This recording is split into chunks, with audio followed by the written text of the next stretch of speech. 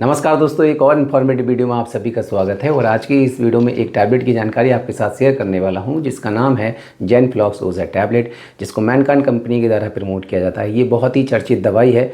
Mostly लोग इसके बारे में जानते ही होंगे और ज़्यादातर लोग इसको बिना डॉक्टर की सलाह के यूज़ में लेना पसंद करते हैं।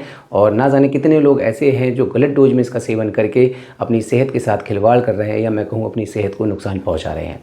आज की इस वीडियो में जानेंगे कि इस टैबलेट का हमें कैसे इस्तेमाल करना चाहिए, इस टैबलेट के क्या क्या फ़ायदे होते हैं, इस टैबलेट के क्या क्या साइड इफ़ेक्ट हो सकते हैं, इस टैबलेट को खाते वक्त आपको क्या क्या सावधानी ध्यान में रखनी चाहिए। बारी बारी पॉइंट्स पर बात करेंगे। रिक्वेस्ट है वीडियो को आप पूरा देखिएगा, दोस्तों के साथ शेयर कीजिएगा और मुझे सपोर्ट करने के लिए चैनल को आप सब्सक्राइब भी कर लीजिएगा।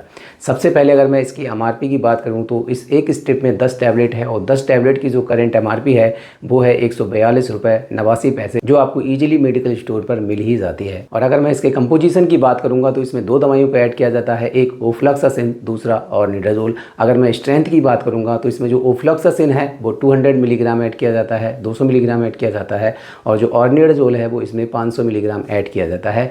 दोनों ही दवाइयाँ एंटीबायोटिक दवाइयाँ हैं जो कि बहुत ही उपयोगी हैं, बहुत ही अच्छे रिजल्ट देखने के लिए मिलते हैं अगर आप इसको सही ढंग से इस्तेमाल में लेते हैं। तो इस टैबलेट के फ़ायदे के बारे में जानकारी देने से पहले अगर मैं इस टैबलेट के साइड इफ़ेक्ट के बारे में बात करूँ तो अगर आप इसको गलत ढंग से यूज़ में लेते हैं तो इससे आपको वॉमिटिंग की समस्या हो सकती है, नौसिया की समस्या हो सकती है, डिजीनेस की समस्या हो सकती है, एब्डोमिनल क्रैम्प की प्रॉब्लम आपको हो सकती है। इस बात का आप ध्यान रखिएगा। सावधानी की अगर मैं बात करूं कि इस टैबलेट को लेते वक्त क्या क्या सावधानी ध्यान में रखनी है तो यही कि इस टैबलेट को आपको बच्चों को सेवन में नहीं देना है, ये एडल्ट के लिए बनाई गई है। साथ ही साथ जो प्रेग्नेंट महिलाएं हैं वो भी इसका सेवन तब तक ना करें जब तक डॉक्टर इनको प्रिस्क्राइब नहीं करते हैं। अगर किसी की लीवर और किडनी से संबंधित मेडिसिन चल रही है वो लोग भी इसका तब तक इस्तेमाल ना करें जब तक डॉक्टर नहीं बताते हैं। और कभी भी आपको इस टैबलेट को छोड़ कर यूज़ में नहीं लेना है, क्योंकि ज़्यादातर लोग ये भी मिस्टेक करते हैं कि आज उन्होंने इस टैबलेट को खाया और उनको अगर फ़ायदे हो गए तो नेक्स्ट डे वो इस टैबलेट को खाना पसंद नहीं करते या फिर इसको नहीं खाते हैं। ऐसा आपको नहीं करना है। साथ ही साथ अगर आपको इसके प्रॉपर रिजल्ट देखने हैं तो एक प्रॉपर टाइम आप सजेस्ट कर लीजिए। अगर आपने आज इसको सुबह 8 बजे खाया है तो नेक्स्ट डे भी आप मॉर्निंग में इसको 8 बजे ही सेवन में लीजिए। इससे आपको इसके बेहतर रिजल्ट देखने के लिए मिलेंगे। तो जो प्रॉपर टाइम आप सजेस्ट करेंगे इससे आपको इसके प्रॉपर रिजल्ट देखने के लिए मिलेंगे और इसकी एफिकेसी भी देखने के लिए मिलेंगी। और अगर आप इसको छोड़ कर इस्तेमाल में लेंगे तो इससे आपकी बॉडी में रेजिस्टेंस हो जाएगा और जब नेक्स्ट टाइम आप इसका यूज़ करेंगे तो इसके आपको रिजल्ट देखने के लिए नहीं मिलेंगे। और ज़्यादातर केस में ऐसा होता ही है, क्योंकि इसका जो इस्तेमाल है लूज मोशन के ट्रीटमेंट में ज़्यादा किया जाता है और लोग इसको हमेशा तोड़ कर यूज़ में लेते हैं। उनको अगर एक टैबलेट में फ़ायदा हो जाता है तो वो नेक्स्ट डोज लेना पसंद नहीं करते हैं, जिससे वो अपनी हेल्थ को नुकसान पहुँचा रहे हैं, अपनी सेहत के साथ खिलवाड़ कर रहे हैं। बात करूँ दोस्तों इस टैबलेट के फ़ायदे के बारे में तो बहुत ही अच्छे रिजल्ट इसके देखने के लिए मिलते हैं। अगर किसी को टीथ इन्फेक्शन हो रहा होता है, मसूड़े में आपको सूजन हो गई हो, इन्फेक्शन हो, दांत में आपको इन्फेक्शन हो रहा हो, तो इस इन्फेक्शन को दूर करने के लिए इसका उपयोग बताया जाता है और काफ़ी अच्छे रिजल्ट देखने के लिए मिलते हैं।